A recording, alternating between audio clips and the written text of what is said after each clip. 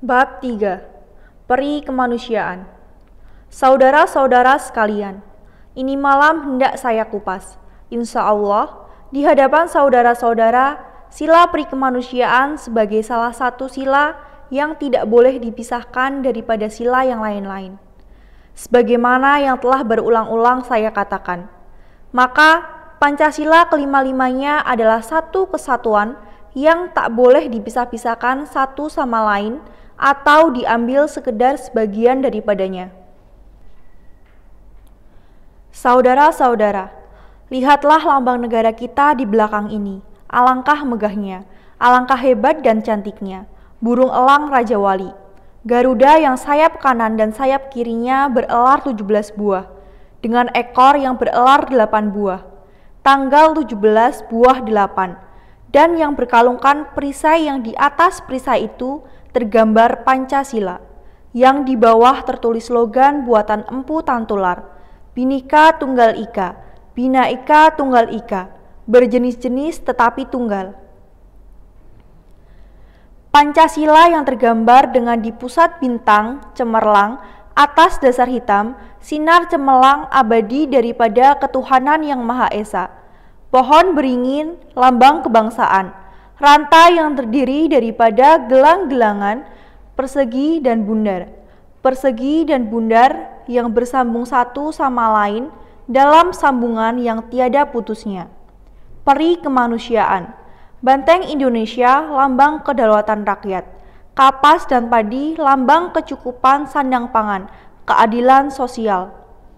Lihatlah sekali lagi, aku berkata, indahnya lambang negara ini, yang menurut pendapat saya lambang negara Republik Indonesia ini adalah lambang yang terindah dan terhebat daripada seluruh lambang-lambang negara di muka bumi ini.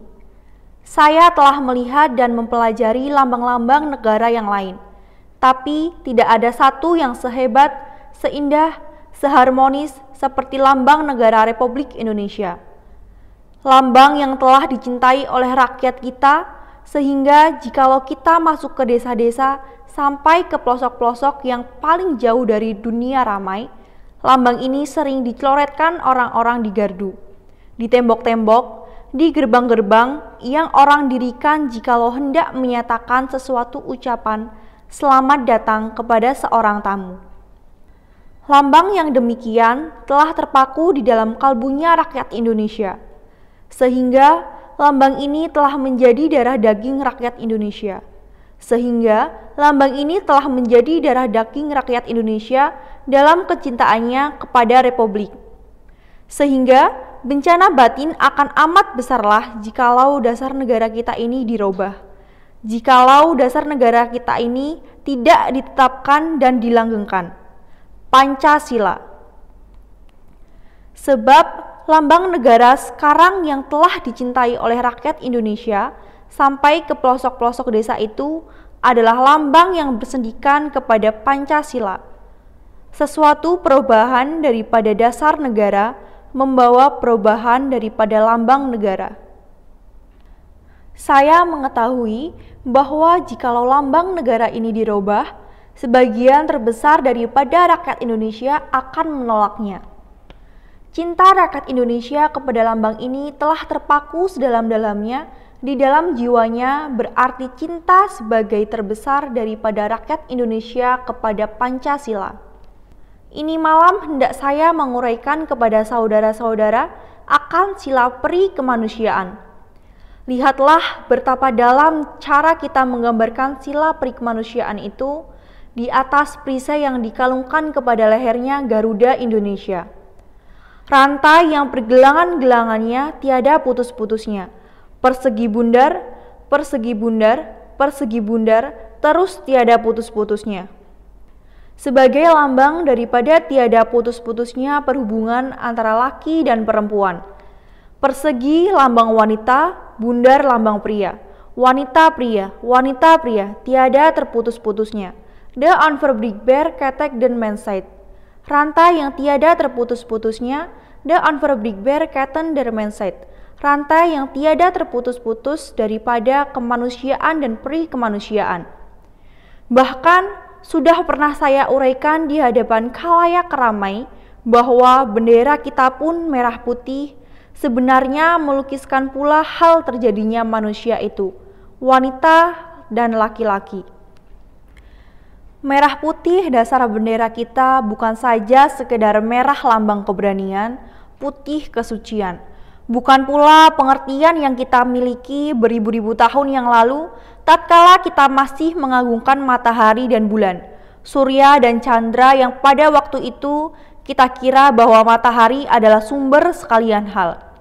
Demikian pula istri, matahari juga sumber sekalian hal, sehingga termasuk di dalam pengagungan kita kepada matahari dan bulan itu, yang matahari kita lambangkan dengan warna merah, bulan kita lambangkan dengan warna putih.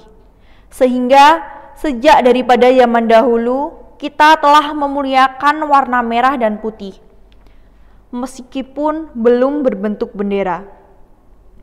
Tetapi dalam ingatan kita, perlambangan kita, merah putih, surya dan candra asal daripada sekalian alam. Demikianlah pengertian kita beribu-ribu tahun yang lalu. Bukan sekedar itu saudara-saudara, demikian saya katakan di muka umum beberapa kali. Bukan hanya surya dan candra, bukan hanya merah adalah keberanian, putih adalah kesucian, tetapi merah putih adalah pula lambang terjadinya manusia. Maaf, jikalau boleh saya katakan, merah lambang wanita, putih lambang pria. Sekali lagi saya mengundang saudara-saudara melihat akan indahnya perlambangan kita daripada sila perikamanusiaan di atas perisai itu. Laki perempuan dalam satu rantai yang tidak putus-putus. Tetapi ini rantai saudara-saudara, persegi bundar yang tiada putusnya. Bukan pula hanya melambangkan tiada putus-putusnya rantai kemanusiaan. Manusia beranak, anak beranak lagi, sang anak ini beranak lagi, sang anak ini beranak lagi, atau kalau dikembalikan sampai jutaan tahun yang lalu. Keten, ini pun tidak terputus-putus. Orang beranak kemudian bercucu, kemudian berbuyut, kemudian bercanggah, kemudian berwareng, kemudian bergantung siur, kemudian berudek-udek. Tiada putusnya ini keten, ini rantai. Bukan sekedar demikian, tetapi rantai yang kita lukiskan di atas perisai Sang Garuda Indonesia ini juga melukiskan hubungan antara bangsa dan bangsa. Kita maksudkan bahwa kita daripada Republik Indonesia merasakan bahwa kita ini bukanlah satu bangsa yang berdiri sendiri, tetapi adalah satu bangsa dalam keluarga bangsa-bangsa. Bahkan memang umat manusia sekarang ini yang terdiri daripada pelbagi bangsa-bangsa, pada hakikatnya pun adalah satu rantai yang tiada terputus-putus.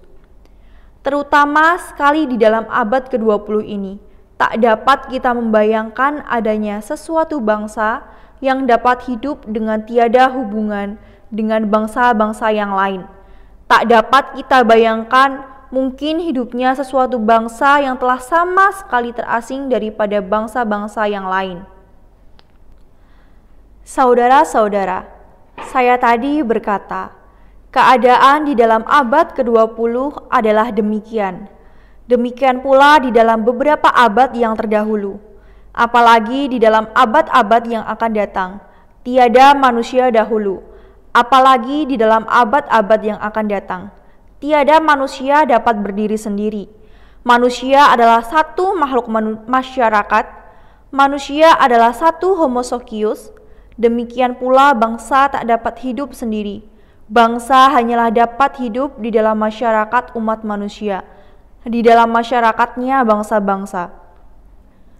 Pada mulanya memang tidak ada yang dinamakan bangsa itu, saudara-saudara. Bangsa adalah hasil daripada satu pertumbuhan. Zaman dahulu sekali, tidak ada bangsa. Tidak ada yang dinamakan bangsa Indonesia. Tidak ada yang dinamakan bangsa Jerman. Tidak ada yang dinamakan bangsa Jepang. Tidak ada yang dinamakan bangsa Inggris. Tidak ada yang dinamakan bangsa Prancis. Tidak ada yang dinamakan bangsa Amerika dan demikian seterusnya. Bahkan di dalam kursus saya yang lalu, saya telah uraikan kepada saudara-saudara bahwa misalnya bangsa Amerika itu didiami oleh suku-suku yang sekarang dinamakan suku Indian, ada suku Sioux, ada suku Apache. Amerika diserbu dimasuki oleh emigran-emigran dari Eropa, emigran dari Italia, dari Norwegia, dari Irlandia, dan lain-lain negeri. Kemudian manusia yang dinamakan bangsa Amerika, meskipun sebagai yang saya uraikan di dalam kursus saya yang lalu, bahasanya pun sampai kepada saat sekarang ini belum benar-benar terkonglomeratkan menjadi satu bahasa Inggris. Tempo hari saya ceritakan kepada saudara-saudara bahwa di Amerika masih ada orang-orang yang tidak dapat berbahasa Inggris, melainkan masih memakai bahasa aslinya, Jerman, Italia, Hongaria, dan lain-lain. Saudara-saudara melihat bahwa begrip paham bahasa adalah hasil daripada satu pertumbuhan. Apa maksud saya menguraikan hal ini? Maksud saya menguraikan hal ini ialah untuk menerangkan kepada saudara-saudara bahwa walaupun ada satu rantai yang tak putus-putus antara laki-perempuan, walaupun ada satu rantai yang tak terputus dalam hal kemanusiaan, dalam hal the working fundamentals, bangsa-bangsa adalah hasil daripada pertumbuhan kemudian. Lebih dulu saya menerangkan kepada saudara-saudara bahwa dengan sengaja kita selalu memakai perkataan kemanusiaan dan peri-kemanusiaan. Kemanusiaan adalah alam manusia ini, the mindset. Peri-kemanusiaan adalah jiwa yang merasakan bahwa antara manusia dengan manusia adalah hubungannya. Jiwa yang hendak mengangkat, membedakan jiwa manusia itu lebih tinggi daripada jiwa binatang. Kalau saya memakai perkataan asing, kemanusiaan adalah mindset, peri-kemanusiaan adalah mindset di head. Kemanusiaan adalah alam manusia, sehingga kita boleh berkata dunia ini berkemanusiaan 2700 jiwa. Peri-kemanusiaan adalah lain. Jikalau kita berbuat sesuatu yang rendah, yang membuat celaka kepada manusia lain, kita berkata, kita melanggar peri kemanusiaan, kita melanggar hukum mindset di head. Saudara-saudara, mindset kemanusiaan itu memang dari dulu ada. Rasa peri kemanusiaan adalah hasil daripada pertumbuhan kebudayaan, hasil daripada pertumbuhan rohani, hasil singkat rendah ke taraf yang lebih tinggi. Peri kemanusiaan adalah hasil daripada evolusi di dalam kalbunya manusia. Kemanusiaan ada sejak zaman dahulu, zaman dulu sekali. Peri kemanusiaan belum seperti yang kita kenal sekarang. Bahkan tadi saya berkata, peri kemanusiaan hasil daripada evolusi. Dulu manusia hidup dalam alam yang masih tingkat terendah. Juga bahkan di dalam pertumbuhan rasa peri kemanusiaan itu adalah sebagai tiap-tiap pertumbuhan apa yang dinamakan pada sesuatu saat ini adalah sesuai dengan peri kemanusiaan. Di lain waktu sudah tidak dikatakan lagi ini adalah sesuatu dengan peri kemanusiaan. Apa yang pada satu saat dikatakan jahat, mungkin di lain waktu dikatakan baik. Rasa ini mengalami evolusi. Peri kemanusiaan mengalami evolusi, tapi kemanusiaan sejak zaman dahulu ada. Jumlah kemanusiaan itu sudah barang tentu dulu jauh lebih kecil daripada sekarang. Sekarang kemanusiaan berjumlah 2.700 juta manusia. Dahulu kalau mengambil daripada pendirian beberapa orang agama yang kolot dikatakan berasal dari dua manusia, Adam dan Hawa. Adam dan Hawa ini lantas mulai the unverbrigbarkaten der Mensheit.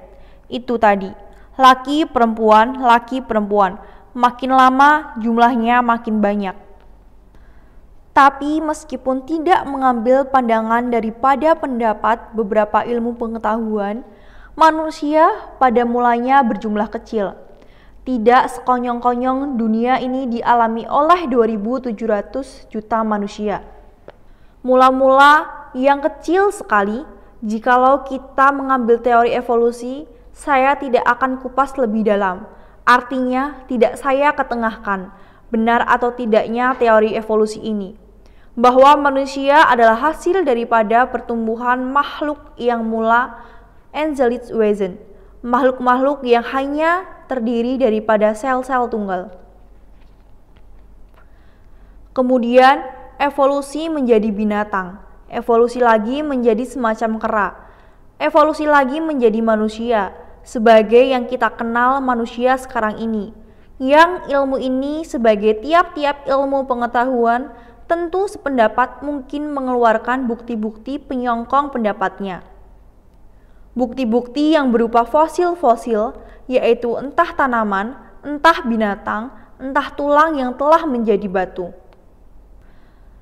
Bukti-bukti fosil-fosil yang membuktikan lihat ini bukan kera, tetapi ini pun belum manusia yang sempurna. Ini fosil yang menunjukkan satu langkah antara kera dan manusia sempurna yang kita kenal sekarang ini.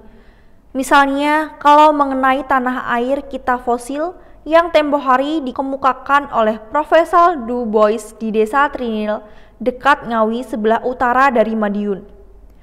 Di lembahnya Bengawan Solo, fosil yang dengan tegas menunjukkan makhluk ini setengah kera, setengah manusia, dan ia sudah berdiri. Melihat susunan tulangnya, sehingga oleh Du Bois disebutkan makhluk ini adalah tempo hari sudah saya sebutkan, Pithecanthropus erectus atau manusia kera.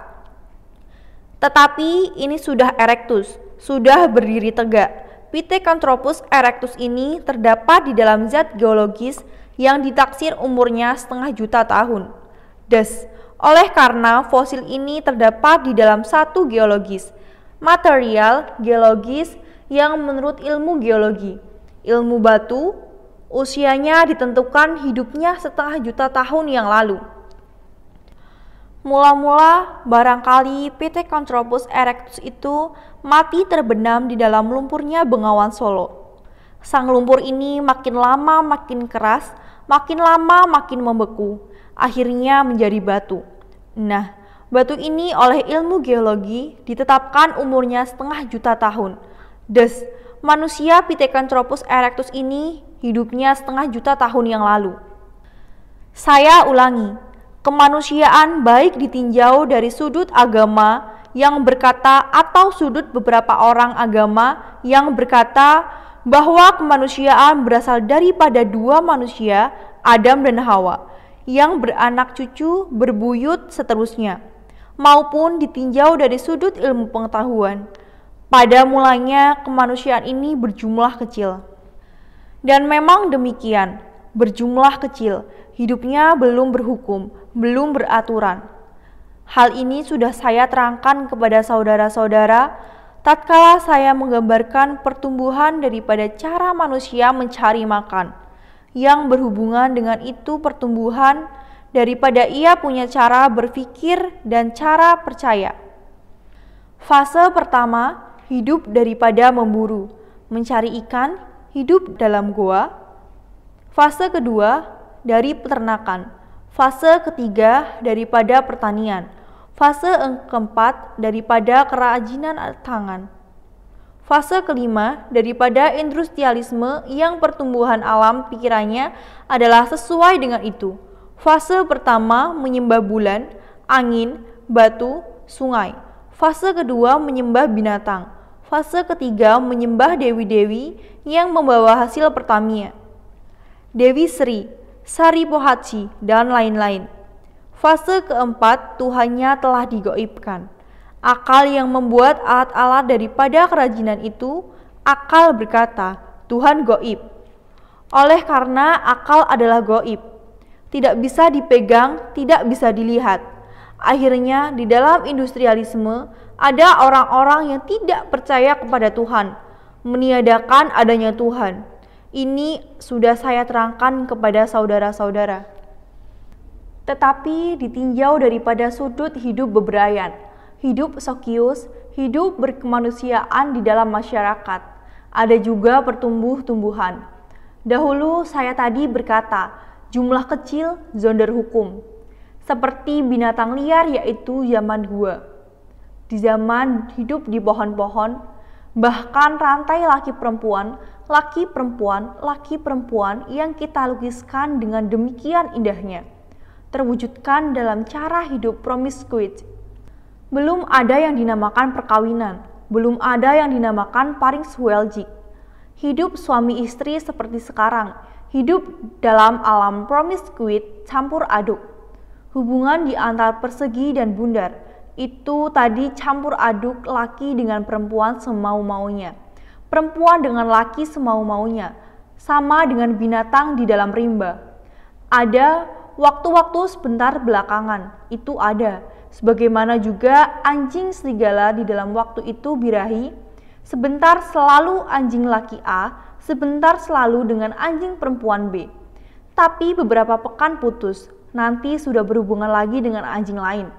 Sebentar berpasangan, tapi kemudian putus hubungan itu. Pindah kepada wanita anjing lain atau pindah kepada pria anjing lain. Manusia di dalam tingkatan yang pertama juga demikian. Ini yang dinamakan hidup promiskuit. Belum ada hukum. Tetapi sebagai tempo hari saya katakan di dalam salah satu kursus kita pantas mendirikan patung wanita. Oleh karena wanita inilah yang pertama-tama kataku mendapatkan ilmu. Ilmu membuat barang untuk menutup badan. Sudah saya jelaskan dulu, wanita de eerste ontdekster van kultur, kultur yang berupa pakaian yang amat sederhana, terbuat dari kulit-kulit binatang yang disambung satu sama lain. Wanitalah yang pertama-tama membuat alat seperti periuk terbuat daripada tanah. Wanita yang ditinggalkan oleh sang laki promiskui ini tadi untuk mencari binatang, makanan. Tapi wanita yang karena hamil atau mempunyai anak kecil terpaksa terpaku di satu tempat. Wanita ini yang pertama-tama mendapati pikiran. Biji benih sesuatu tanaman kalau dimasukkan dalam tanah tumbuh menjadi tanaman dan kemudian bisa berbuah. Wanita de eerste ontdekster van de landbouw.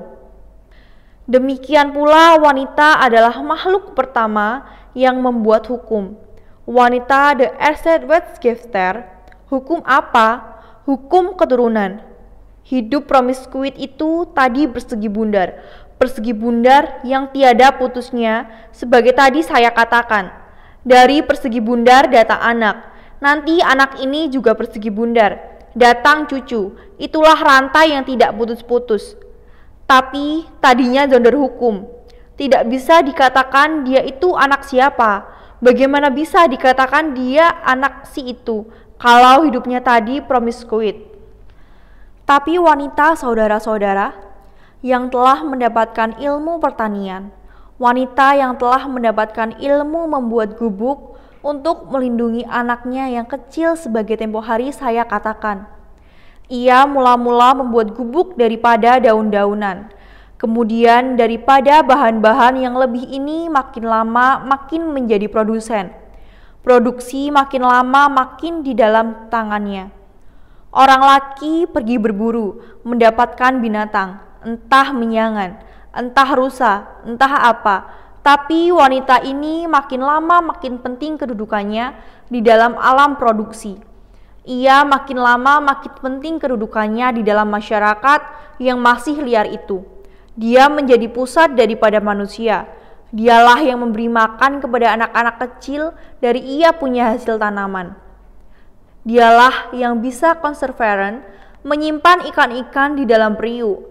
Dia yang membagi-bagikan ikan-ikan itu kepada anak-anak. Dia menjadi manusia penting, dan oleh karena dia ekonomis penting, maka akhirnya dia menjadi wetgever. Dia yang mengadakan aturan. Dia manusia itu anakku, dia manusia itu anak dia itu. Dia sekarang yang berbaju hijau, dia yang sekarang berbaju biru. Dia sekarang berbaju jamrut, dia sekarang yang berbaju merah. Dia sekarang yang berbaju merah muda. Dia yang sekarang berbaju hijau pupus. Yang ditunjukkan itu selalu wanita. Manusia disebutkan anak si fulan, dan dari si fulan itu selalu wanita. Oleh karena memang yang bisa dibuktikan dengan tegas dan jelas dan eksak ialah ibunya. Ibu mengeluarkan anak.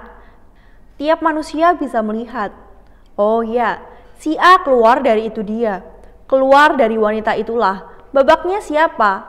Dukatain. Tidak tahu. Yang jelas ialah ibunya. Sampai sekarang saudara-saudara, tentang soal siapa bapaknya itu kan dukatain. Ada seorang ahli masyarakat yang berkata hal siapa Geloffel.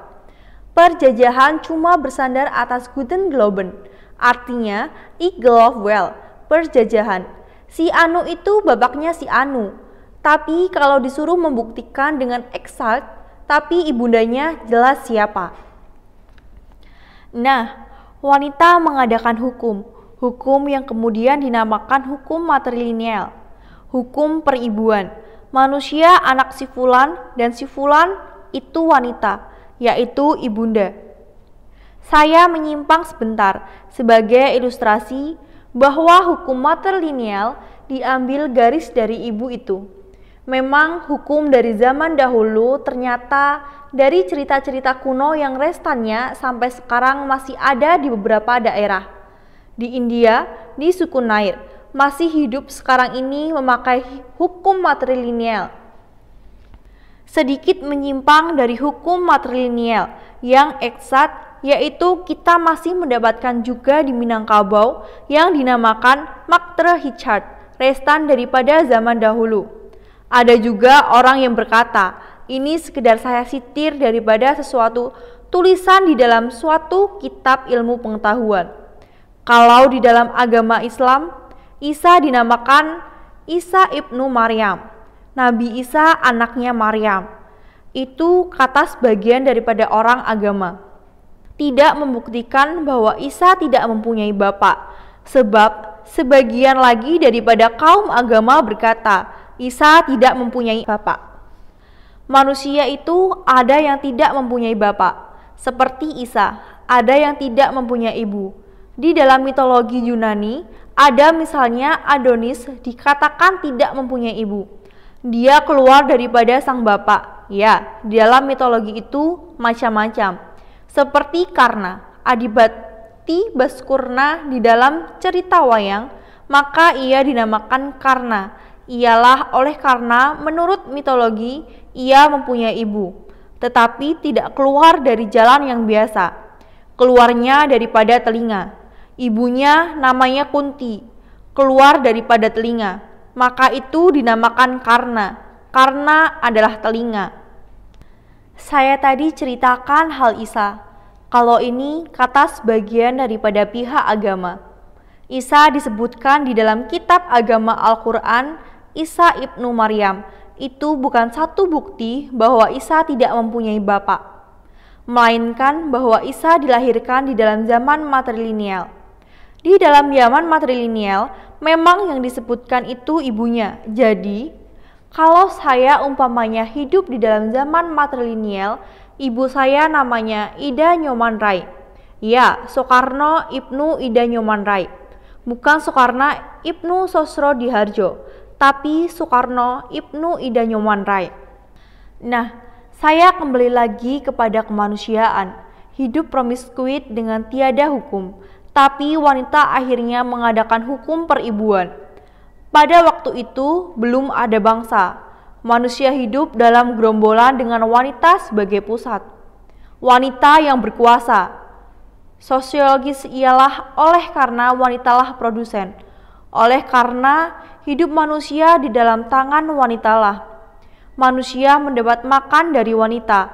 Wanita yang bercocok tanam, wanita yang menghasilkan padi dan gandum, wanita yang menjadi Wirtschafter, wanita berkedudukan penting, mengepalai satu famili besar.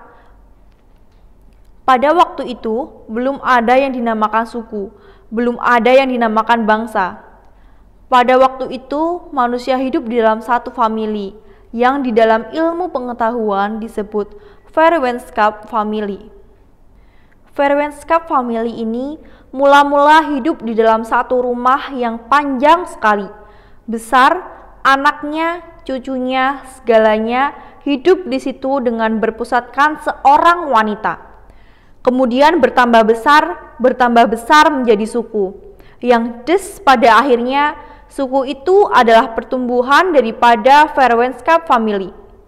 Kemudian beberapa suku manusia berhubungan dengan pencarian hidup, datang berkumpul di dalam satu daerah, hidup di satu daerah. Nah, jikalau manusia-manusia yang banyak yang tadinya Verwenschaft family lebih menggabungkan lagi di dalam Ethen yang lebih besar, suku. Jikalau manusia-manusia yang banyak yang tadinya banyak ini mengalami pengalaman-pengalaman yang sama sehingga dia punya karakter terken menjadi sama pula. Ingat definisi Otto Bauer. Ein Nation ist not die Aussichtsgemeinschaft, Erwanskens Charaktergemeinschaft. Bangsa adalah satu persatuan watak yang terdiri mula-mula daripada Verwenschaft family. Kemudian rasa ingin hidup bersatu, Ernest Renan, Le Désir ensemble. Baru pada saat itulah lahir apa yang dinamakan bangsa. Bangsa yang kemudian di mana-manapun terjadi, bangsa-bangsa. Tapi sudah nyata bahwa adanya bangsa Indonesia, adanya bangsa India, adanya bangsa Jepang, adanya bangsa yang lain-lain itu. Pada mulanya adalah berasal daripada kemanusiaan yang kecil jumlahnya, tapi berkembang biak via Verwenschaft family, via suku-suku, via pertumbuhan seterusnya. Dan kita menginjak abad-abad yang kita kenal sebagai abad-abad yang bersejarah. Kita mengenal pertumbuhan daripada yang dinamakan bangsa-bangsa ini, yang dulu sudah saya katakan, dulu tidak Beieren, bangsa kecil Saxon, bangsa kecil Mecklenburg, dan lain-lain tumbuh berkembang menjadi bangsa besar Jermania. Dulu itu Italia pun demikian, tumbuh menjadi satu bangsa besar Italia. Di Jepang demikian pula tumbuh, akhirnya menjadi satu bangsa besar. Maka dunia pun yang sekarang terdiri daripada bangsa-bangsa itu di dalam pertumbuhan selanjutnya akan makin lama makin menghilangkan batas-batas tajam antara bangsa dan bangsa. Inilah yang saya namakan tempo hari di dalam satu kursus saya paradoks historis daripada abad yang kita alami. Historis paradok daripada abad yang kita alami ialah politik. Kita melihat terjadinya bangsa-bangsa, terjadinya negara-negara nasional, terjadinya batas-batas yang melingkari bangsa-bangsa yang negara-negara nasional. Tetapi sebagai paradok daripada itu pertumbuhan, sebagai akibat daripada perkembangan teknik terutama sekali, justru menghapuskan setapak demi setapak adanya batas-batas bangsa itu.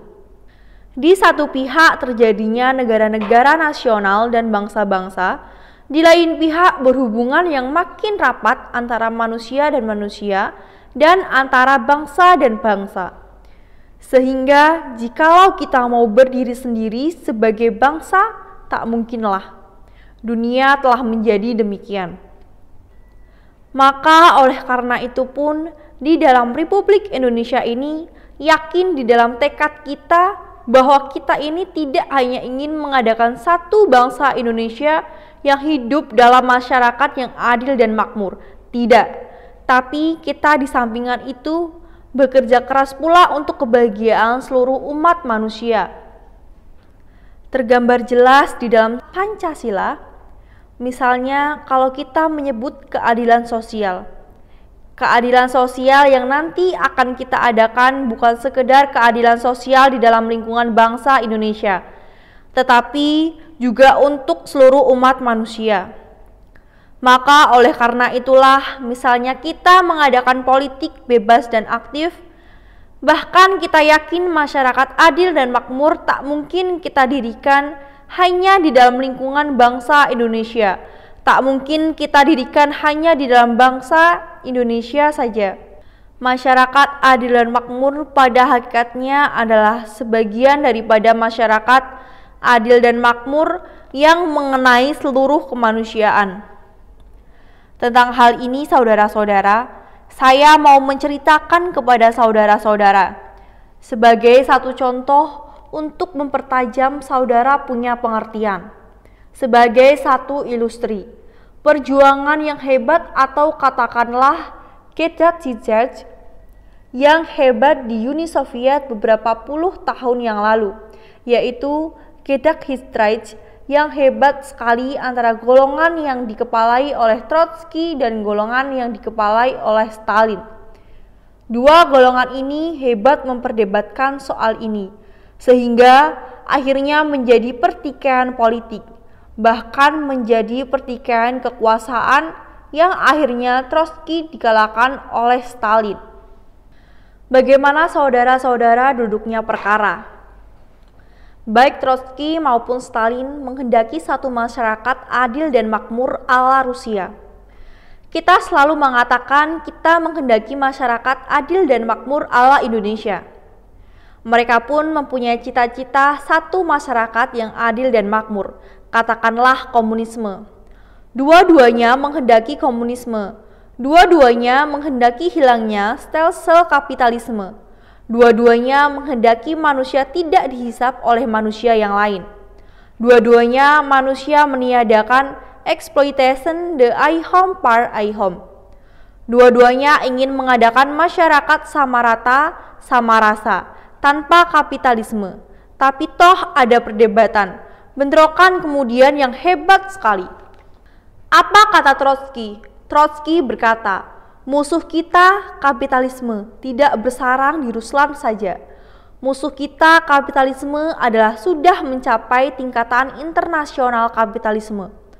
Musuh kita telah mencapai tingkatan internasional imperialisme yang tidak bercongkol di sesuatu negeri saja, tapi bercongkol di seluruh dunia. Kita telah berhasil mengadakan revolusi di air kita, yaitu di Ruslan. Kita tak dapat mendirikan satu masyarakat sosialis atau komunis di Ruslan saja, jikalau kita tidak pula menumbangkan kapitalisme di lain-lain negeri. Oleh karena itu, Trotsky diminta dan menuntut supaya revolusi yang diadakan di Uni Soviet itu diteruskan di negeri-negeri yang lain. Diadakan satu revolusi internasional, dan bukan saja dijadikan satu revolusi internasional, tapi Trotsky berkata bahwa penumbangan kapitalisme, bahwa perjuangan menghilangkan stelsel kapitalisme itu bukanlah satu perjuangan daripada setahun, 2 tahun, sedetik, 2 detik. Perjuangan menumbangkan kapitalisme adalah perjuangan terus-menerus, perjuangan tiap hari, perjuangan menentang segala sifat-sifat, perjuangan menentang segala unity gain daripada stelsel kapitalisme itu adalah perjuangan tiap hari terus-menerus dengan tiada berhenti.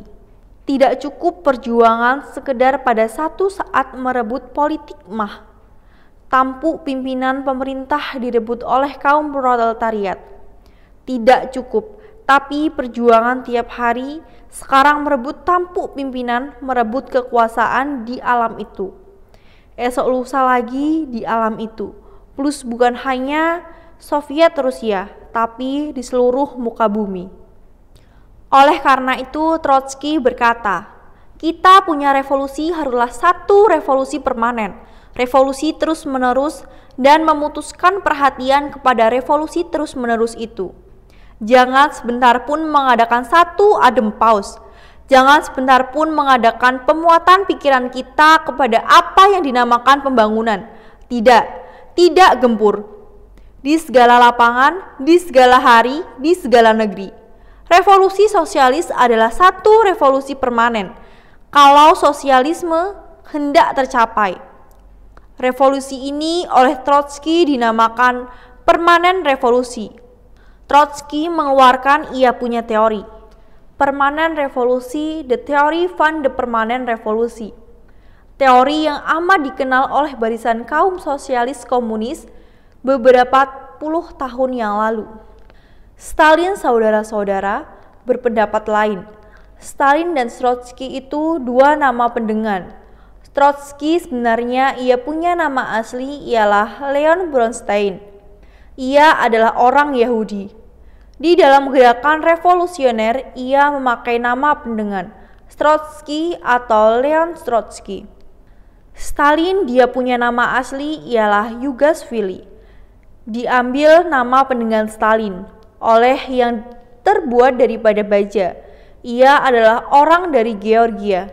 Dilahirkan di Godad di kota Tilis. Namanya juga Vili. Masuk di dalam gerakan pada umur sangat muda dan terus memakai nama pendengar Stalin. Stalin berpendapat lain. Ia berkata, kalau kita mau terus-terusan menjalankan teori permanen revolusi and permanen, tidak akan bisa kita mencapai sosialisme di dalam jangka waktu umur beberapa generasi. Tapi marilah kita lebih dahulu menyusun satu benteng proletariat. Benteng itu sudah di dalam tangan kita, yaitu Ruslan atau lebih tegas lagi yang dinamakan Uni Soviet. Buat Uni Soviet menjadi satu citadel daripada perjuangan seluruh proletariat dunia nanti untuk menjalankan sosialisme. Tapi perkuatlah citadel ini lebih dahulu. Jangan terlalu engkau memikirkan revolusi di negeri-negeri lain. Jangan terlalu engkau membuang energi 100% kepada revolusi di Inggris, revolusi di Italia, revolusi di Jerman, revolusi di Perancis, revolusi di Amerika Utara, revolusi di Kanada. Tidak, kata Stalin. Pusatkan engkau punya perhatian lebih dulu kepada pemerkuatan benteng yang telah di dalam tangan kita. Dijadikan Uni Soviet citadel von Het proletariat. Dan agar supaya bisa membuat Uni Soviet ini citadel daripada Werland proletariat, bangunkanlah Uni Soviet sehebat-hebatnya. Malahan Stalin berkata, mungkin Het-in Mogelejik mendirikan satu masyarakat adil dan makmur di dalam satu negeri. Trotsky berkata, tidak bisa mendirikan sosialisme di dalam satu negeri sebelum kapitalisme di seluruh dunia gugur. Sosialisme hanyalah bisa berdiri di semua negeri bersama, tidak bisa satu negeri sosialistis. Stalin berkata, Ni Mogelejik bisa mengadakan sosialisme di satu negeri, yaitu Uni Soviet. Oleh karena Uni Soviet cukup bahan-bahannya, cukup mineral, cukup luasnya tanah, cukup penduduk, cukup ini cukup itu, cukup material, baik material fisik maupun material yang berupa benda maupun material batin. Saya sendiri selalu berkata bahwa kita misalnya harus mengadakan mental investment. Stalin berkata, cukup material di Uni Soviet ini untuk merealisir sosialisme hanya di Uni Soviet dahulu dan perkuat Uni Soviet menjadi citadel daripada seluruh proletariat sedunia. Dan oleh karena dia berkata cukup Uni Soviet saja, mungkin Mogelik untuk mendirikan sosialisme di dalam satu negeri saja. Maka ia menjalankan politik isolasionis.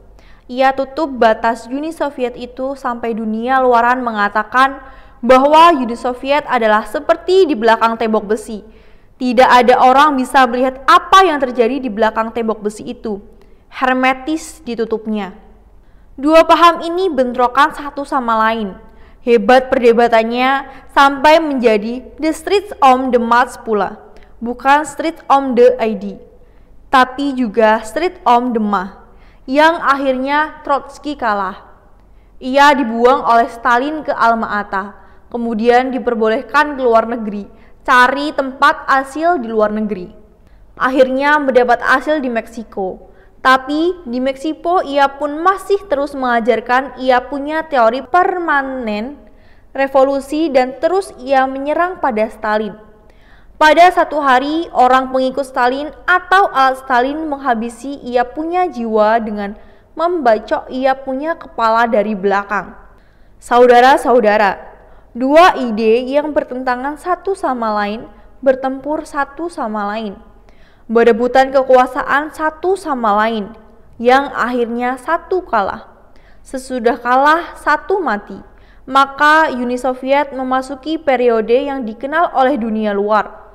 Periode Stalinisme, periode penutupan, periode isolasi, periode memperkuat benteng di dalam lingkungan pagar besi itu.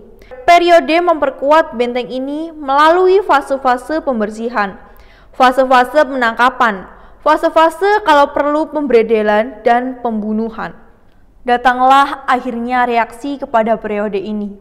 Reaksinya ialah periode yang kita alami sekarang, yang Uni Soviet sekarang mulai membuka ia punya pintu, yang Uni Soviet sekarang sendirinya menginguk ke luar negeri dan memperbolehkan orang luar negeri menginguk pula ke dalam, yang Uni Soviet mencari hubungan sebanyak-banyaknya dengan luar negeri. Kita bagaimana saudara-saudara? Sebagai tadi permulaan telah saya katakan, kita tidak dapat menyelenggarakan satu masyarakat adil dan makmur di dalam negeri kita ini jikalau kita menjalankan politik isolasionisme pula. Kita harus mencari hubungan dengan bangsa-bangsa atas dasar persamaan, atas dasar daulat dan daulat, atas dasar mutual benefit, menguntungkan dan diuntungkan. Ini adalah satu politik yang ditegaskan kita jalankan, yang pada inti wijayanya ialah politik yang berdiri atas backing sel kebangsaan, tapi juga atas backing sel peri kemanusiaan. Apalagi kita yang masih di dalam periode nasional revolusi, menumbangkan imperialisme yang kita mengetahui bahwa imperialisme adalah imperialisme internasional yang di dalam waktu yang akhirnya ini berhubungan dengan adanya subversi asing dan intervensi asing. Kita andelt ondervinden bahwa imperialisme yang harus kita tumbangkan bukan hanya imperialisme Belanda itu pula. Artinya kita andelt ondervinden bahwa kita menghadapi pula internasional imperialisme. Tak dapat kita melepaskan diri daripada bekerja sama dengan bangsa-bangsa yang juga menentang imperialisme itu. Oleh karena itulah, Indonesia menjadi salah satu sponsor daripada konferensi Asia Afrika. Oleh karena itulah pula maka Indonesia dengan terang-terangan memberi bantuan kepada perjuangan bangsa-bangsa yang lain. Oleh karena itulah Indonesia pula mencari bantuan dari bangsa-bangsa lain. Hal yang saya ceritakan ini adalah mengenai bidang politik, bidang perjuangan. Tapi sila perikemanusiaan bisa juga kita terangkan daripada bidang-bidang yang lain, bukan sekedar bidang politik. Perjuangan politik menurut kita bekerja sama dengan bangsa-bangsa lain, bukan saja itu. Bukan saja keyakinan bahwa kita tak mungkin mengadakan satu masyarakat sosialisme ala Indonesia, sosialisme Pancasila. Jikalau satu masyarakat isolasionisme tidak mau berhubungan dengan bangsa kita, dengan bangsa-bangsa yang lain, tapi juga dari sudut apapun, maka nasional Indonesia harus disegari pula oleh peri kemanusiaan. Tatkala saya mengusulkan Pancasila sebagai dasar negara dalam bulan Juni 1945, saya telah berkata, nasionalisme hanyalah dapat hidup subur di dalam teman sarinya internasionalisme. Internasionalisme hanyalah dapat hidup subur jikalau berakar di buminya nasionalisme. Dua ini harus wahyu mewahyui satu sama lain. Apalagi jikalau kita sebagai tempo hari telah saya katakan kepada saudara-saudara, ingat bahwa kita ini adalah satu bangsa yang tidak harus religius. Saya berkata, tidak boleh tidak. Oleh karena sosiologis kita ini adalah satu bangsa yang buat sebagian besar masih hidup di dalam alam agraris. Dan tempo hari saya terangkan kepada saudara-saudara bahwa tiap-tiap yang masih hidup dalam alam agraris tidak boleh tidak ada religius. Saya ulang apa yang saya katakan tempo hari. Bangsa agraris selalu mencantumkan ia punya harapan juga kepada faktor-faktor gaib. Bangsa agraris yang sudah menyangkul ia punya tanah, sudah mendeder ia punya bibit. Menunggu sang bibit ini tumbuh dan kemudian berkembang dan kemudian berbuah sambil mohon. Mengharap-harap hujan jangan terlalu banyak, kering jangan terlalu kering. Memohon ibaratnya daripada binatang-binatang dari Tuhan agar tumbuhnya ia punya tanaman diberkati oleh hujan, diberkati oleh matahari dan lain-lain.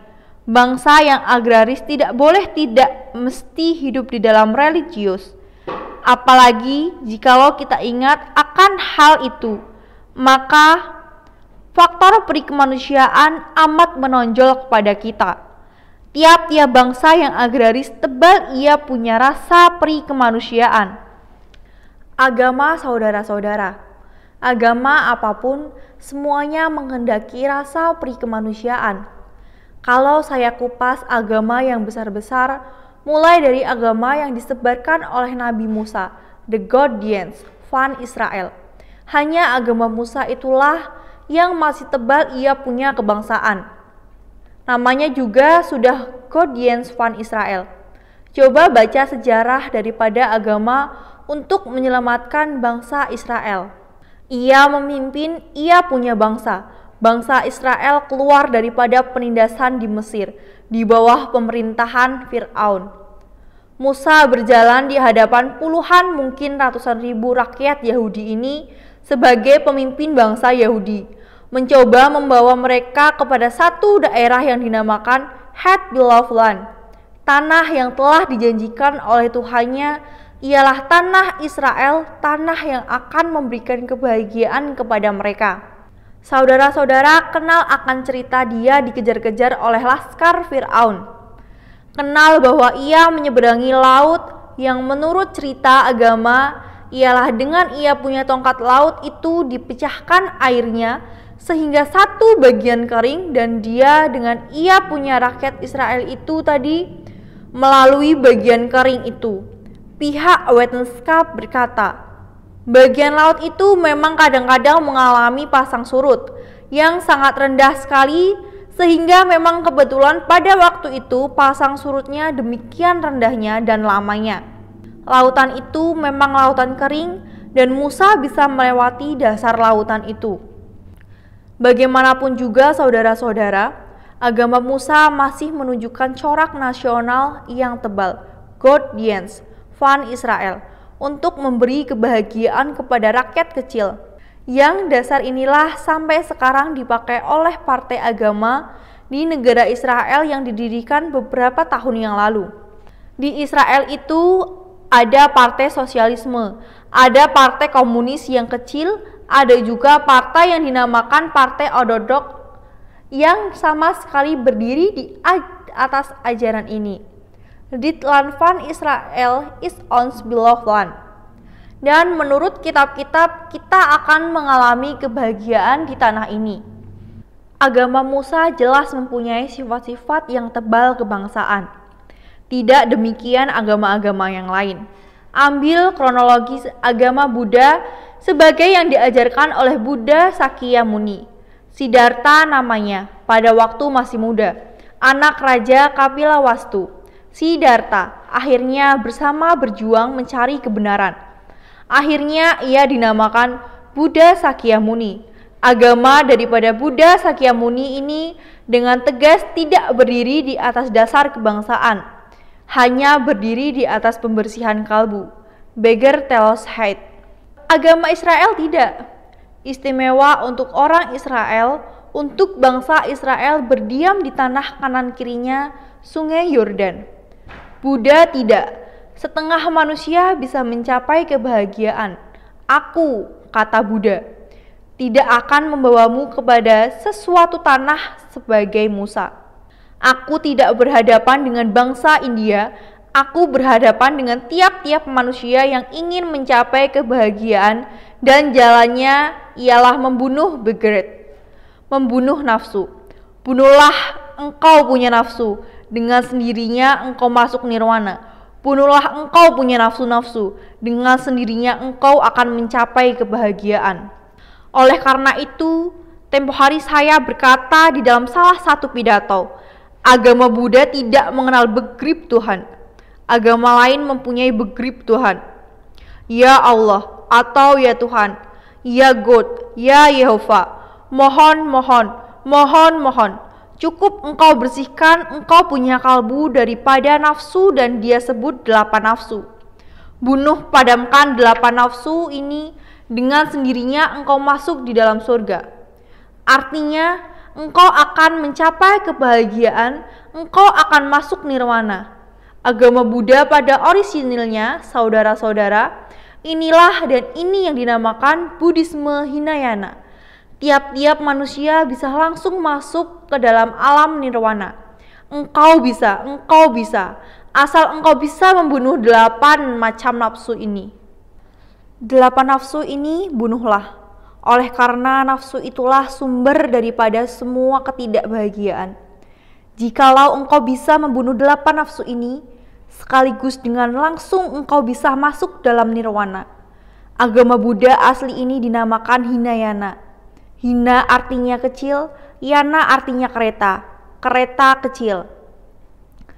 Naiklah kereta kecil ini, engkau masuk dalam nirwana. Kereta kecil ini apa? Pembunuh nafsu yang 8. Di samping itu, saudara-saudara, sesudah Buddha Sakyamuni meninggal dunia, sebagaimana tiap-tiap agama pengikutnya lantas diperdalam, diperlebar, diperlebar. Timbul faham-faham yang lebih daripada itu. Lihatlah agama Kristen, lihat agama Islam. Pada mulanya Isa menghendaki satu, bukan? Tetapi pengikutnya kemudian mengadakan macam-macam ini itu, timbullah cabang-cabang. Ada cabang agama Kristen ini, ada yang cabang agama Kristen itu. Islam juga begitu. Muhammad menghendaki satu agama, tapi belakang pengikut-pengikutnya sudah ia meninggal.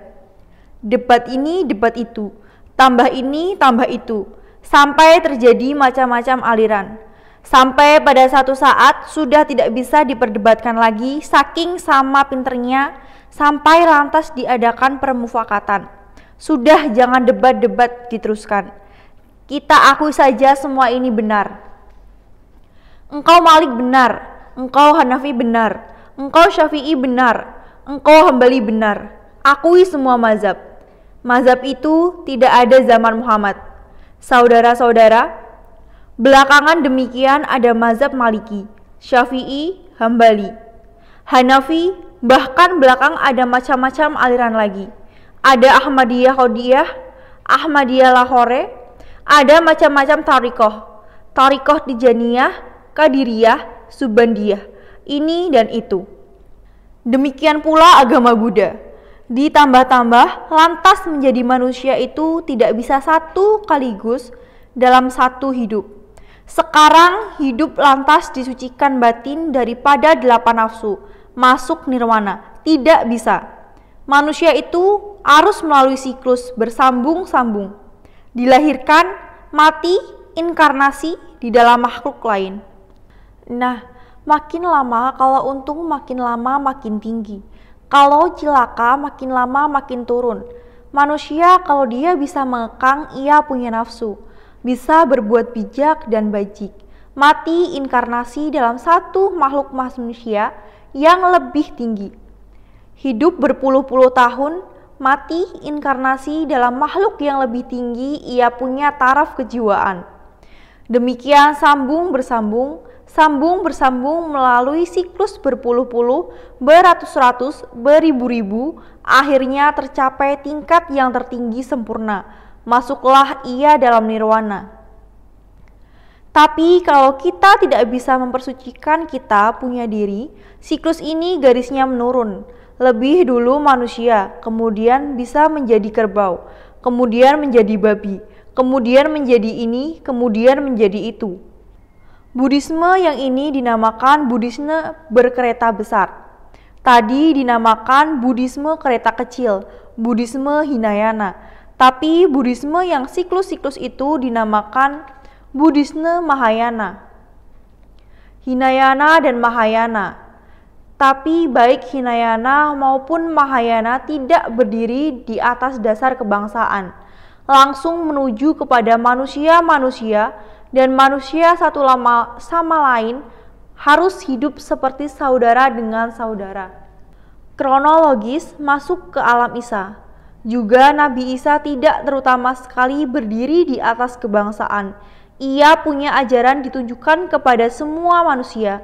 Malah dengan tegas ia menganjurkan, cintailah sesama manusia, Tuhan di atas segala hal.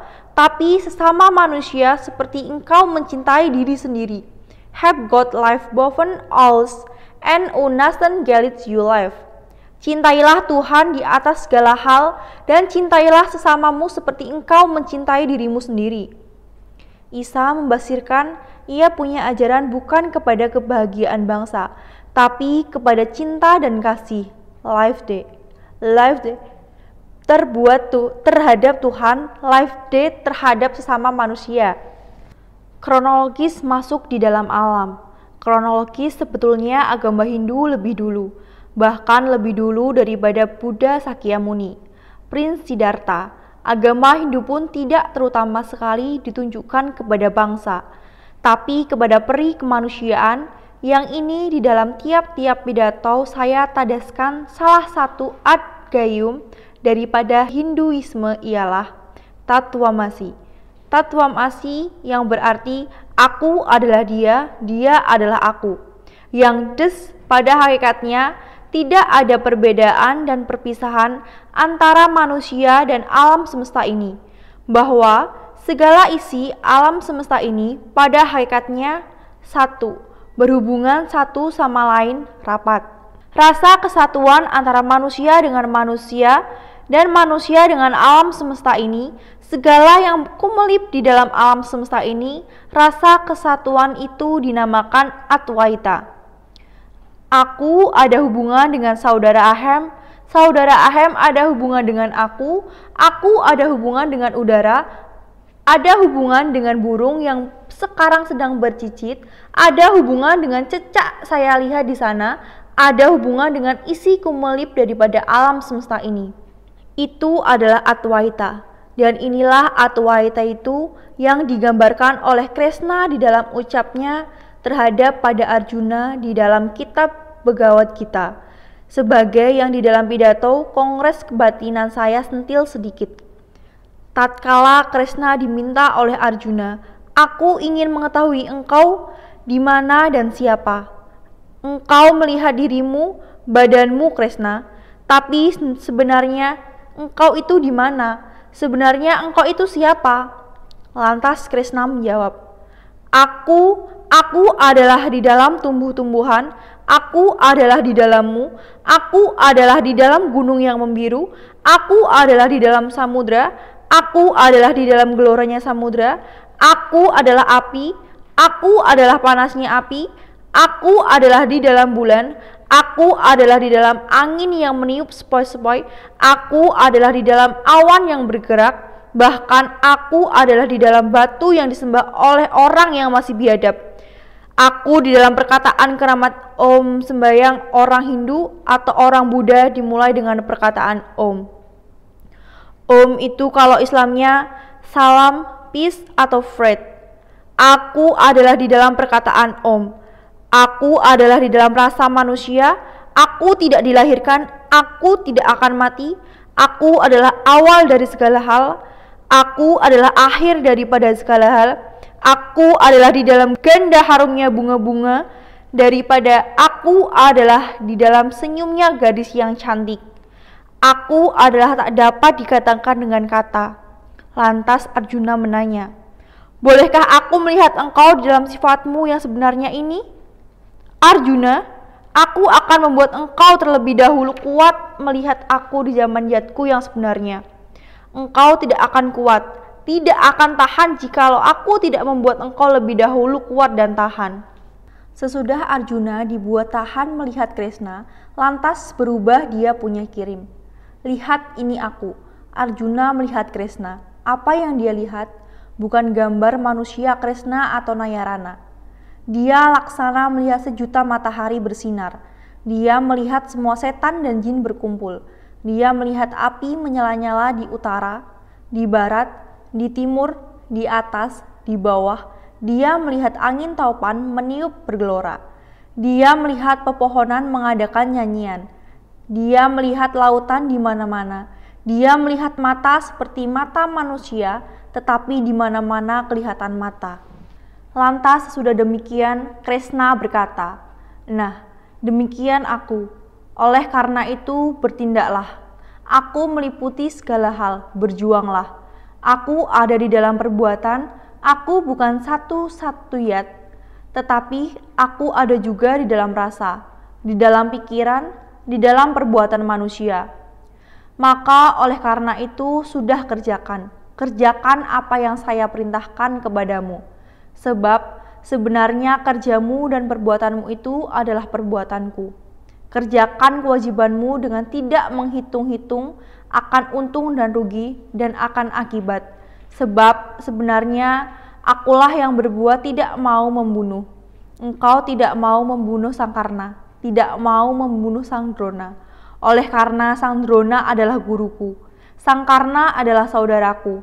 Dia keluar dari telinga, aku keluar dari gua Garba. Jangan asal bunuh, engkau punya musuh, sebab pembunuhanmu itu sebetulnya perbuatanku.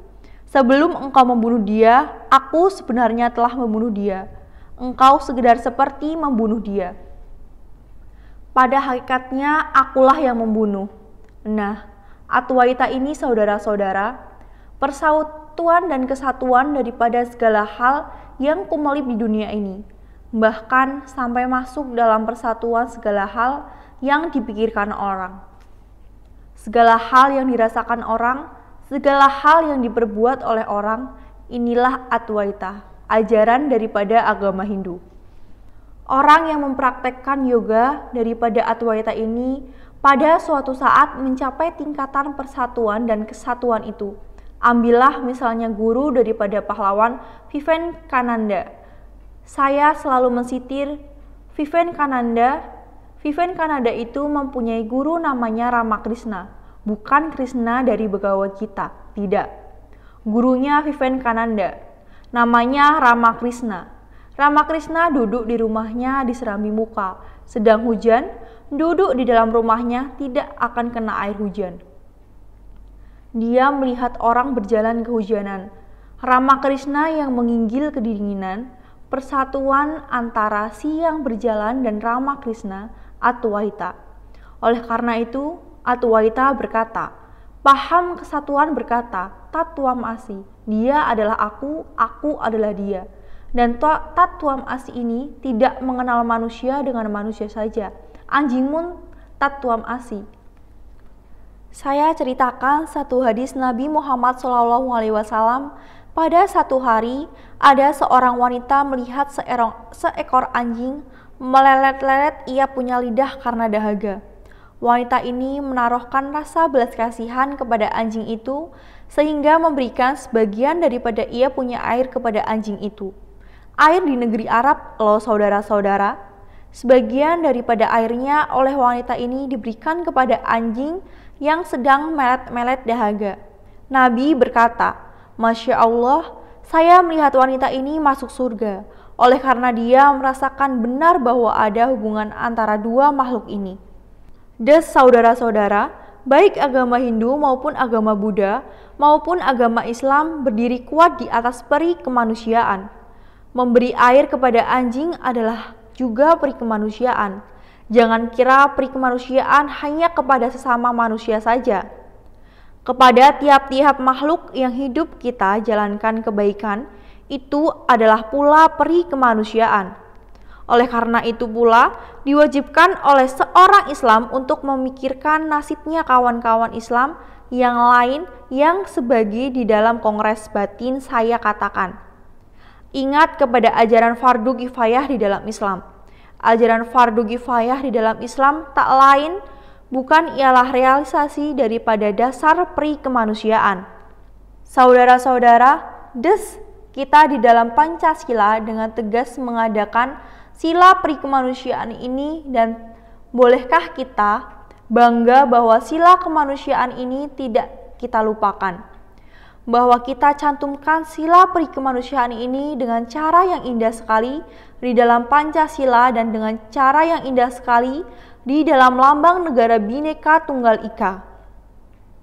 Nasionalisme yang tidak dihikmati pula oleh peri kemanusiaan mengekses menjadi kaufinisme, mengekses menjadi rasialisme. Hitler membuat ia punya nasionalisme yang tidak peri kemanusiaan. Ia punya nasionalisme adalah nasionalisme kaufinisme. Dia berkata, hanya manusia-manusia Aryalah manusia sejati. Hanya manusia-manusia yang kulitnya putih, rambutnya merah kuning jagung, matanya biru, hanya manusia yang tegas daripada turunan ini, turunan Nordis, dari utara. Hanya manusia-manusia itulah manusia yang sejati, yang tidak daripada turunan Nordis ini, yang tidak daripada turunan Arya ini, yang tidak rambutnya jagung, matanya biru, bukan manusia sejati. Bahkan manusia yang demikian itu harus dimusnahkan dari muka bumi.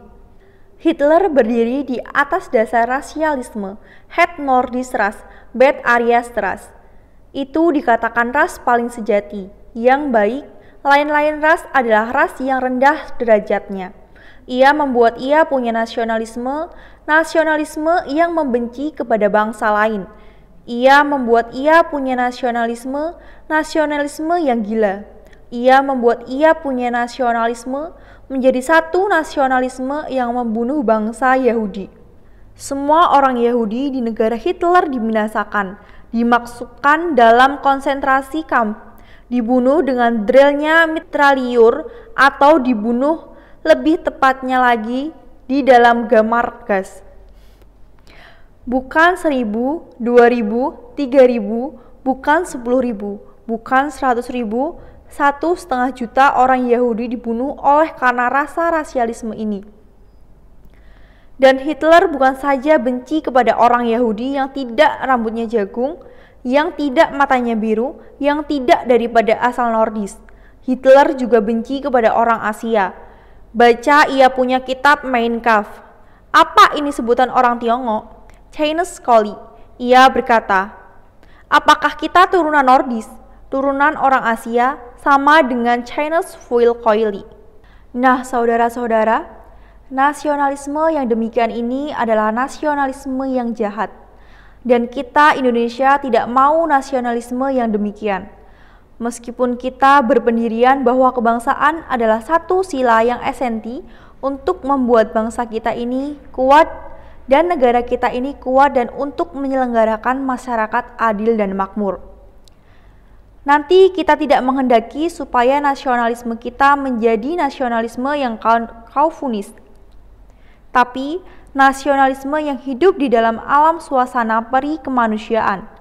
Nasionalisme yang mencari usaha agar segala umat manusia ini akhirnya nanti hidup dalam satu keluarga besar yang sama bahagianya. Sekian, saudara-saudara, saya kira sudah cukup kursus saya pada malam ini. Insya Allah, lain kali kursus mengenai sila kedaulatan rakyat. Terima kasih. Bab 3 Peri Kemanusiaan selesai.